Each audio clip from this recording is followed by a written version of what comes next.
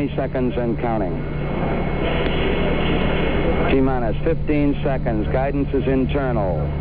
12, 11, 10, 9. Ignition sequence starts. 6, 5, 4, 3, 2, 1, 0. All engine running. Liftoff. We have a liftoff. 32 minutes past the hour. Liftoff on Apollo 11. Tower cleared. We got a roll program. Neil Armstrong reporting the roll and pitch program, which puts Apollo 11 on a proper heading.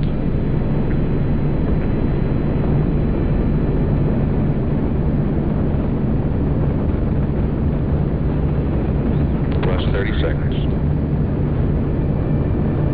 Roll complete and pitches program.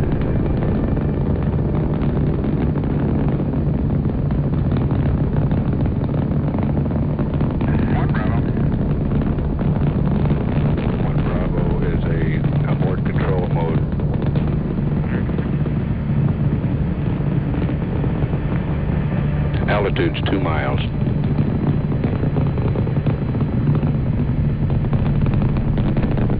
Oh, 11 Houston, you're good at 1 minute. Downrange 1 mile, altitude 4 miles now. Velocity 2,195 feet per second. We were never able to see stars from the lunar surface or on the daylight side of the moon by eye without looking through the optics. I don't recall during the period of time that we were photographing the solar corona what stars we could see. I don't remember seeing any. Neil, you were... I don't remember seeing any. Neil, you were...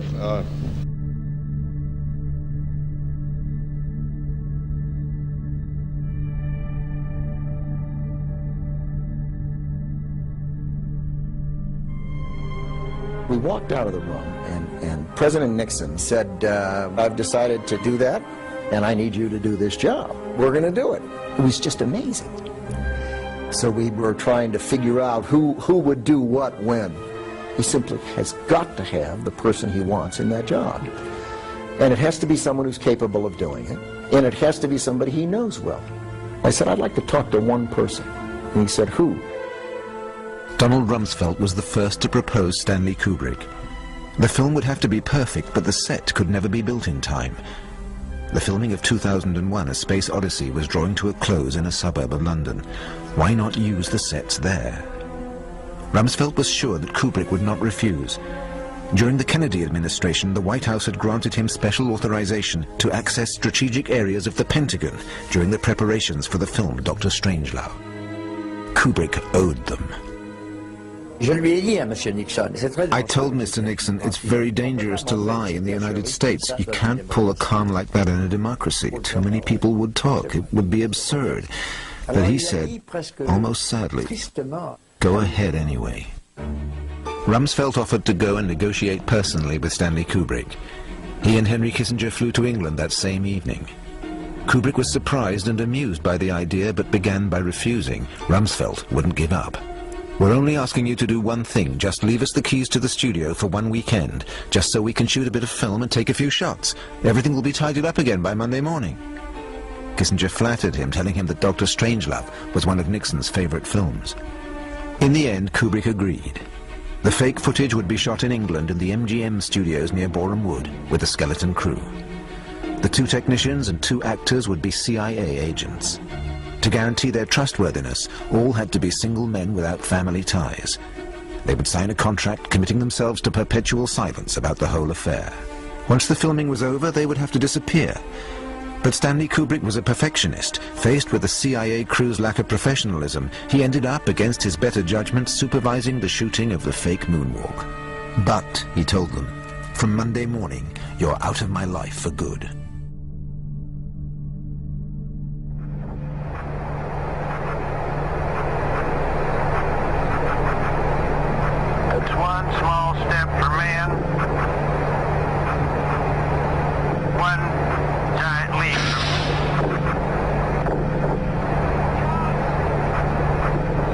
I guess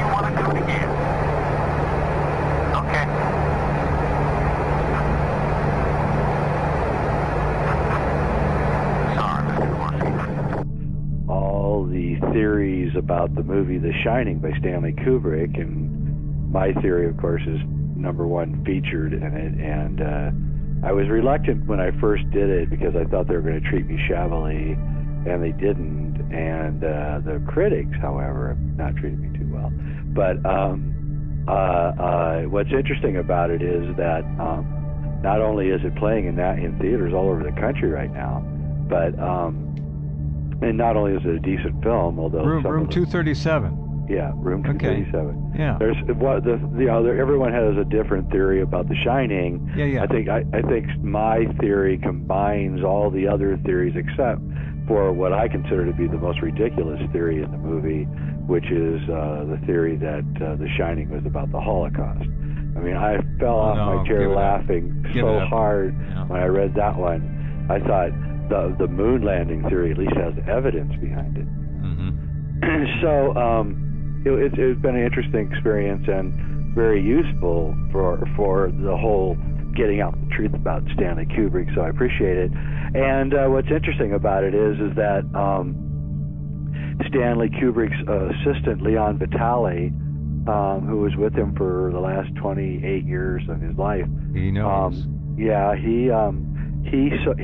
had an article, an interview in the New York Times, I believe it was not last Sunday, the Sunday before, in which I was mentioned among the theories.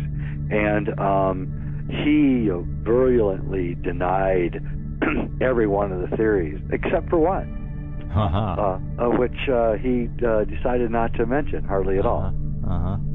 Which happened to be my theory. Very good. And, and you can tell more by what people don't say than what they say. Yeah. And he's ripping up the Holocaust theory. He's ripping up the, all the theories that were presented. And then, he doesn't hardly mention. Somebody just brought an Apollo 11 sweatshirt on the set that day. I'm like, yeah, right. Stanley, who wrote down every single thing that should happen on the set, would just let someone bring a sweater up on the set that day and put it on the kid.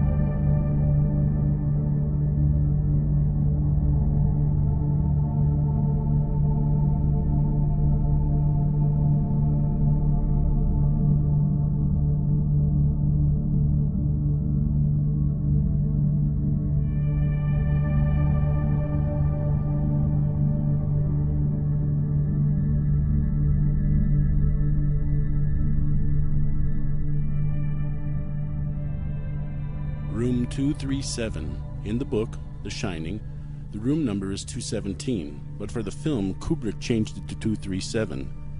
Here's the true reason why. The moon, the natural satellite of Earth visible by reflection of sunlight and traveling around Earth in a slightly elliptical orbit at an average distance of about 381,600 kilometers. The American Heritage Science Dictionary. 381,600 kilometers converted to miles is 237,000. Room 237 represents the moon. Danny enters room 237, the moon room. This is where Stanley Kubrick films the Apollo 11 moon landing. You're the one who said you walked on the moon when you didn't. Calling the kettle black, if I ever thought of it. Saying I misrepresented myself. Away from me. You're a coward and a liar and a thief.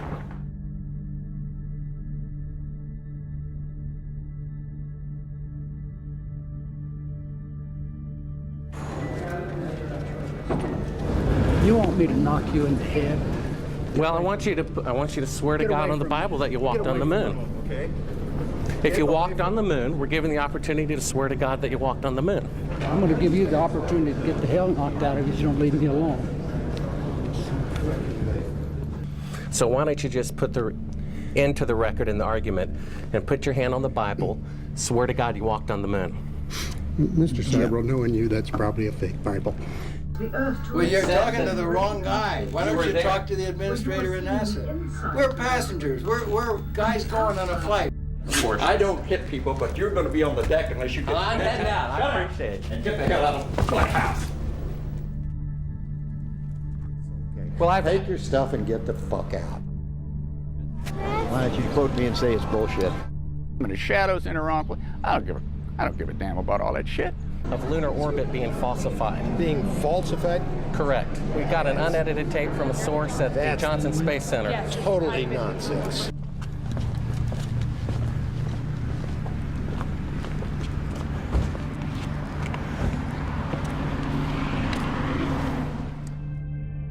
Mr. Several, you do not deserve answers. If you show this publicly, you're open for a lawsuit. Okay? We're talking about Apollo, and let's not even talk about whether or not we went there. Let's just talk about the Cold War and the fact that we had to go there. We had to succeed. We couldn't take a chance on not succeeding. Exactly. A tremendous black eye. So to guarantee success, what's the obvious thing to do? You recreate it. You stage it. So you've got it to release in case something goes wrong. And then they got to the point, obviously, where they said, well, why take a chance at all? Let's just go with what we've got in the can. That's my guess, anyhow. Yeah, and, you know, the more that you examine it, the more actually ludicrous the whole thing gets, to the point where it's almost a comedy. So I keep digging a little bit deeper, and I finally get underneath this cloud cover here, and a few images pop up.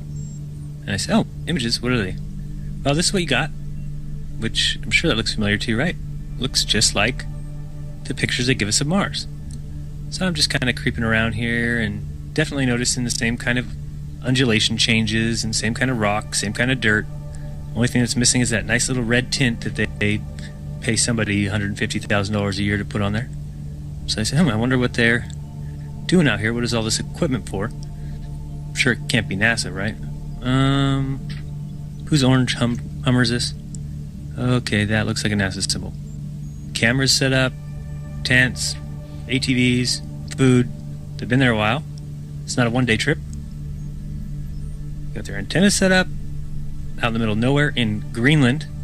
Things seem to finally be coming together with the moon landing. We were there on the surface of another planet. You could see it on TV. Well, first it was projected onto a silver screen, and then the TV cameras were allowed to film off the silver screen, because obviously you wouldn't want the real footage. I mean, if you want to go back and look at the real footage of the initial moon landing, you can't, because it's been taped over by NASA, and no one was fired, no one was punished. Of course, they want to get rid of the evidence. Now, at this stage, a band of Apollo faithful will be howling in protest. We did go to the moon. Then why did nothing come of it? Why have we not been back in 40 years? The Apollo faithful will say, oh, it's budget priorities, we've been there, we've done that, it's not economical to mine on the moon. That just doesn't hold water. That's a load of rubbish. We haven't been back to the moon because we never went there in the first place. So this one here said, roving the Arctic. So what is that? Doesn't make any sense. Pop in here. See if we can find anything. Again, same kind of mountains. That looks like the same kind of water I've seen before that I thought was water on Mars. Who knows? Zoom in, what's that? Oh, nothing. Just looked like it was funny. So I'll keep kind of going through here and see if it... What the...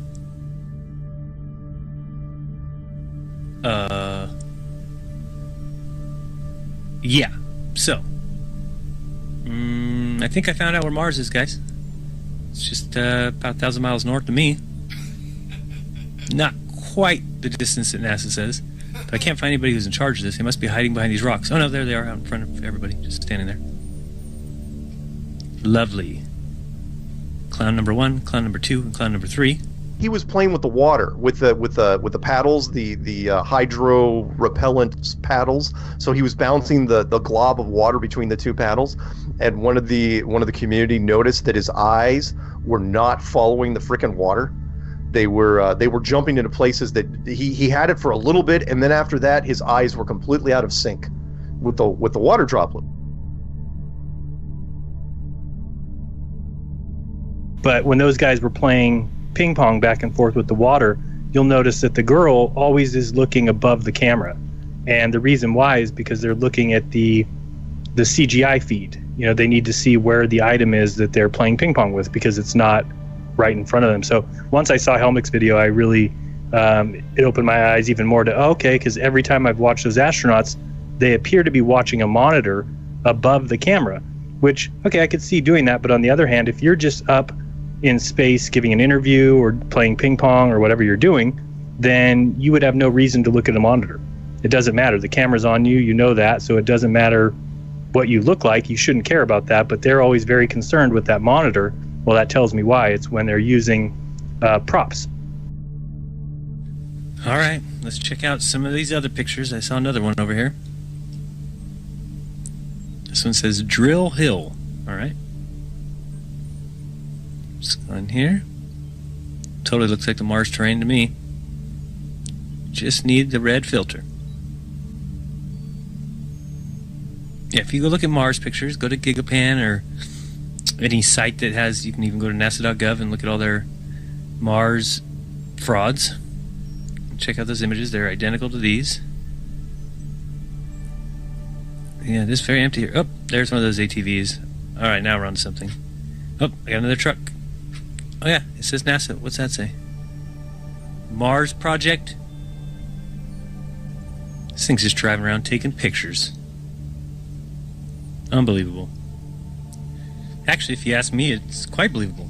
But what do you think? Are they sending scientists up on ATVs to practice on the rover in a remote island in Greenland? I doubt that, highly. Here's another scene with Catherine Katie Coleman.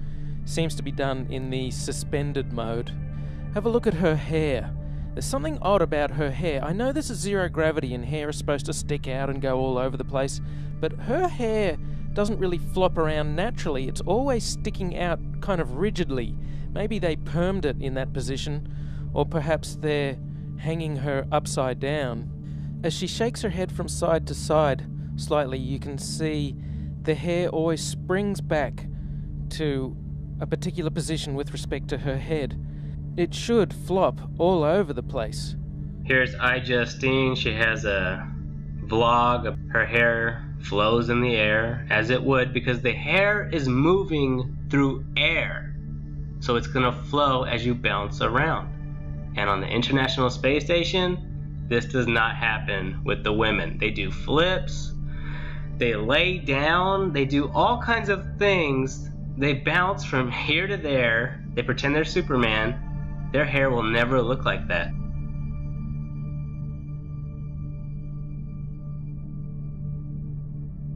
In this scene, Chris Hadfield bends down in order to adjust something, and you can see on the back of his shirt a couple of upticks on either side where you would expect wires to come in on either side of that harness in order to support it. Of course, they've computer graphicked out the supporting wires. You can't actually see them. It's a Chinese spacewalk. A bubble rises in the pool. It's complete fraud.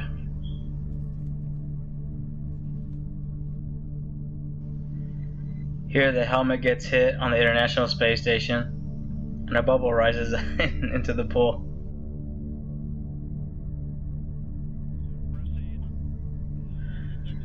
And it takes an odd trajectory because it's in a water pool. Houston, we have a problem. Space is broken. Sorry, U.S. government. I have to show them the bubble. There's the bubble in the pool that we just saw. Yep, doesn't even go in a straight line. It's in a water pool. Takes a very odd trajectory because the water is actually moving around. It's not still.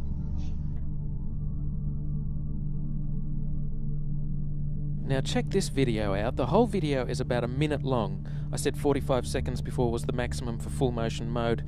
It may be more like a minute that they can do this full motion zero gravity mode, because then the airplane finishes its parabolic trajectory. It has to dip down for a short period of time. There's double the gravity. Anyway, have a look at the end of this, and there's a strange motion to the center.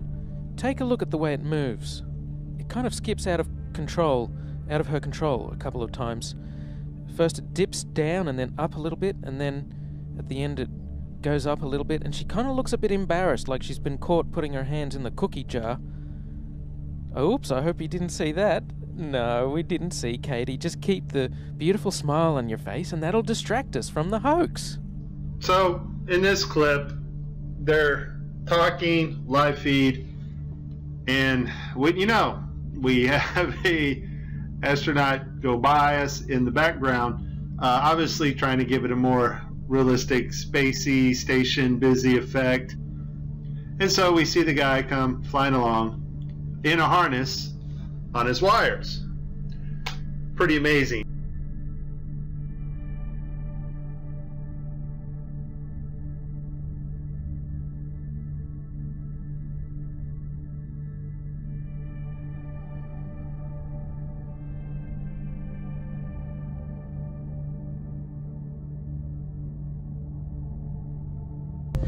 At the time of the Apollo 11 mission, Buzz Aldrin was a 32-degree Freemason. They were in good company, as many of NASA's astronauts were also Freemasons. One of the ways that we promote ourselves among Masons, a reason to join, is we consider ourselves the University of Freemasonry. And the real emphasis in the Scottish Rite is on receiving more light, learning more about the history of our world. We always indulge in a few pagan rites to appease the EVA gods. These little ceremonies, very, very important to ensure mission success if you do them right. Another aspect of the illusion of space travel is spacewalks. These are faked inside a swimming pool. It's a custom-built swimming pool, and that's a great way to fake zero gravity. About 6 months ago, in 2013, a gallon of water leaked into one of their spacesuits in a matter of seconds. NASA doesn't really have a proper explanation for how on earth this could have happened. There shouldn't be water leaking into someone's helmet and a person almost drowning in space. How can you drown in space? They now wear snorkels to make sure that they don't drown in space. How can this be happening? A snorkel in space? There could be some water in the porous plate sublimator. When they were on the moon, they supposedly had about a gallon of water, but that cooling system is supposed to be well away from their head. There really is no sane explanation for why a gallon of water would leak into someone's spacesuit, unless you realize the whole thing is faked inside a swimming pool, which is the faking of spacewalks in a swimming pool. In this vid, you catch a glimpse of someone wearing a scuba tank. Scuba tanks in space? Snorkels and scuba tanks in space? They act like a spacewalk is just a walk in the park, like there's very little danger involved at all. And then they also pretend that it travels in all the same trajectory, and this thing just scoops everything up.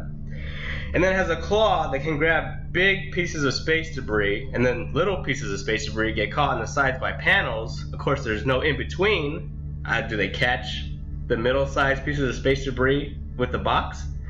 And then Debris Drone 1 does not send the package down to Earth to get incinerated. No, the whole thing goes down to Earth to become incinerated, and it's fucking useless. So, because they say there's over 500,000 pieces of space debris, they have to send thousands of space debris drone 1s.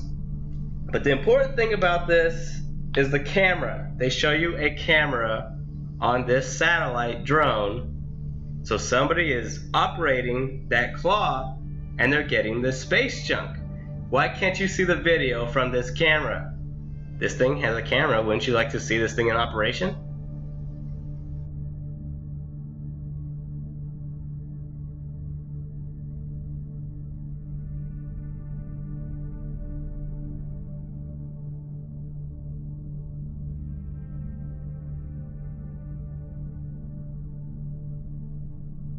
Here's a beautiful detailed image from that model. You can see that huge swirl of clouds between Australia and Africa, and there it is on the model.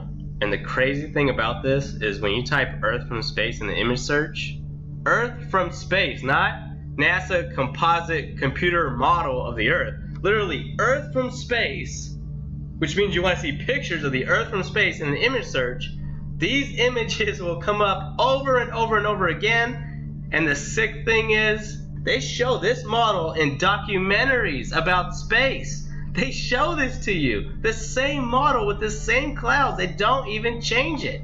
Here's a picture of Jupiter and the Earth. It's not a real picture, it's an illustration. But see, it's the Apollo 17 image of Earth. It's over 40 years old, and they still use it for illustrations in modern times. Here's another image that somebody put together, and they used the Apollo 17 image of Earth from space, which you've been seeing literally your entire life over and over and over again. And your kids, as they go to school, they see this image in their science books. There it is, used again. In modern times, it's over 40 years old. It's going to be 50 years old soon. How do you brainwash? Well, you repeat it. You repeat the same thing over and over again. You know, if somebody's resisting the concept, if you keep fucking repeating it, after 6 times, they'll incorporate it in their brain. They may not agree with it, but repeat it another 1,000 times, they'll start saying it. It's funny, back in the 60s when they went to the moon, this is the first time we actually had like an instrument of flight to actually go high enough to actually fucking check out if what we agreed to 500 years ago was real. So if they were wrong after 500 years, the question is,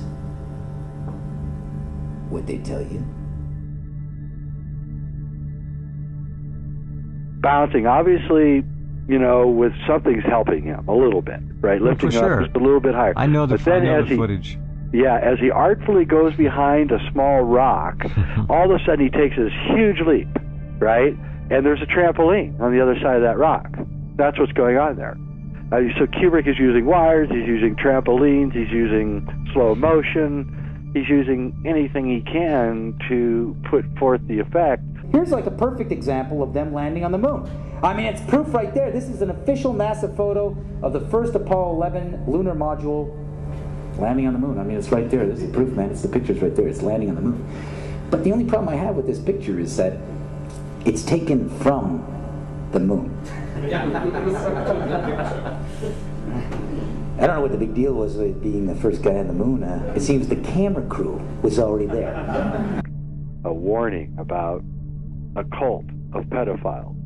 He was trying to warn. Yes. It starts with Lolita. Oh, yeah. Yeah, and it goes all the way through to Eyes Wide Shut. It's constantly trying to warn us that there's a cult of people trying to take our children. It's the cult, and it's here. It is the cult. Oh, yeah. Yeah, and they're at work, and they're not going to stop. They're relentless. Oh, no. And they've got less to fear now than they ever had. They own the judges, they own the courts, they own everything.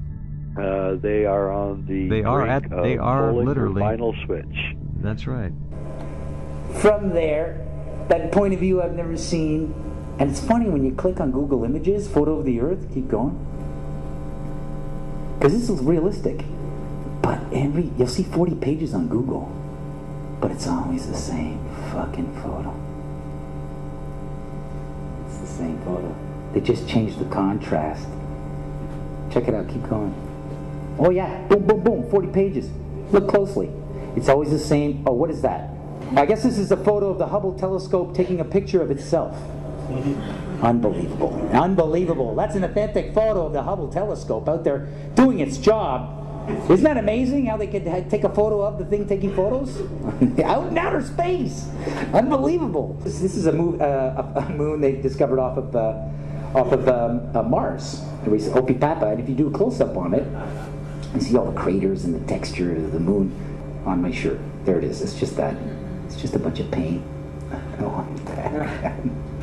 Next image. And they actually came up with a new term for it. It's a collisionary supernova. Unbelievable that they actually caught this. If you get a zoom in on this, there's a zoom in that Hubble did on this. These are actual fucking suns being formed. Unbelievable. Look at this. All these fucking suns. Can we get another? Keep going. And they're being formed on a Christmas tree. Yeah, and this all results from, the early 50s when they studied in the MK Ultra programs. And they were studying how to influence people and how to get them to do what they want you to do. And, that's when it began. It began with, in the early 50s and reached the turning point in the 90s. And now we're in this place where they're going to start enacting the most absurd things, and we're not going to be able to stop them. And for sure, they're going to come and take the guns. And to me, it looks like a fait accompli. It's coming. It may not be next year, but it's coming. We're all going to be outlaws. Anyone with a gun is going to be an outlaw very soon. Sure. And we have to decide what that means. And the youth get thoroughly terrorized and brainwashed by all of this as well. They can't see through the lies because they've been lied to their entire life. This is all that they know. I made it to the moon, now on to Mars! And she's kind of famous now when it comes to NASA. This 13-year-old wants to be the first person to live on Mars. Never mind the fact that it's incredibly ridiculous to believe that they would be sending people to Mars. If people love science, they would figure that out. They would look into what it would mean to go to Mars. Like, what would it take? What would it be like traveling to Mars? But then you got articles from SpaceX talking about they could send people to Jupiter's moon, so naturally nobody uses their brain. They think all of this is just a road trip. It's not a big deal. Oh, this is amazing. We just went to Mars. Hey, big round of applause now for the Americans go to Mars. And this is the official image of them landing there. It's fucking funny. It's like, isn't it amazing how they were landing there and they already had an airbrush artist with his easel set up to paint it land that quick. It's like, unbelievable. How many believe this is real? This is the official landing. Oh, then they got another one with a metal sort of pipe and sand in black and white. That's proof. They were there, man. They're landing on the sand. Check it out. That's it. There you go. Some more images. This is what they're doing on Mars right now. Moving around with their little rover. That's a real photo. Look at that. This is another. I swear to God, they're on Mars right now. Look at that. This thing's moving around. I don't even know what it does. It's like a weird sort of sample collector. It's a spider. It's a spider sampler. It's a spider sampler. Sand sampler. It's a sand sampler. They call it. It's getting spice. It's getting spices from Mars. Everybody just accepts all of this because they don't know of the criminal global control. They can't question this. They don't know that there's anything wrong. If you're in a vacuum, wouldn't you balloon? You have the vacuum of space pulling on your spacesuit. They show you videos of where you can put your hand into gloves in a vacuum chamber and see how hard it is to articulate the fingers and move your hands in these gloves. Yet they do spacewalks in space all day long and they have no trouble handling tools, handling small pieces with these gloves. They have the vacuum of space pulling their fingers apart. No, they have no trouble at all. In real life, they would actually be doing training for spacewalks also in a vacuum. Why don't they put people in a vacuum here on Earth? Is it because it's dangerous?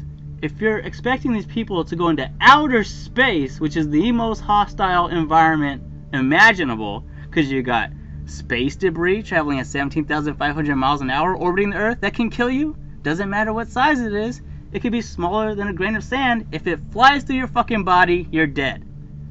And they talk about micrometeorites. They talk about damage that's done to the International Space Station. This stuff is supposed to be traveling at incredible speeds. If it hits you, you're dead. And then they got radiation in space. Oh, but does the spacesuits protect you from the radiation? How on earth can spacesuits protect you from anything? It is cartoon physics and the people just buy it. It's a cartoon reality. They want you to believe you can do that in a vacuum. You can hold power tools like that and work on a space station that needs maintenance on the outside while the vacuum of space is pulling your hand apart. How fast would you get tired? Why isn't this Muppet straining? There's the new spacesuit we got. Buzz Lightyear, Disney, Walt Disney bullshit. Again, why can't you have a vacuum on Earth, put the guy in the vacuum, have him lift up the rock so he can see what it's like to be on Mars? If you need to simulate 0G, put this guy on harnesses, but let him experience the vacuum. Let him pick up the rock in the vacuum. Those videos would exist in real life if this was real science. They would actually be doing that. It wouldn't just be spacewalks are done in water tanks for training. That's fucking ludicrous. And if we could also wake up to the public to the fact that there should be video of an Earth eclipse from the moon, video that would have existed a long time ago if NASA actually did work in space? Well, NASA would magically put fake video out there because they can't cover all their bases and they don't want people waking up to their fraud. All you have to do is investigate NASA and think about what should exist. If the space programs were real, what would we be shown? What would be the real science? Wouldn't they test the satellite technology in a vacuum? Wouldn't we have those videos? When you are supposed to believe that countries all over the world have their own satellites. Of course, if satellites were the size of school buses back in the 70s and they evolved all the way down to CubeSat satellites that could fit in the palm of your hand, of course you would have those videos. Of course you would see those test videos. But no, you got nothing. Where are the videos of a vacuum chamber and some technology whizzing around on a string showing that the satellites can be propelled in a vacuum? Doesn't exist from any country, anywhere. It's all cartoon bullshit. You have to question what you were told and you have to look into things because you're being lied to every single day, and the fraud of our criminal global controllers is pretty disgusting. It needs to be exposed.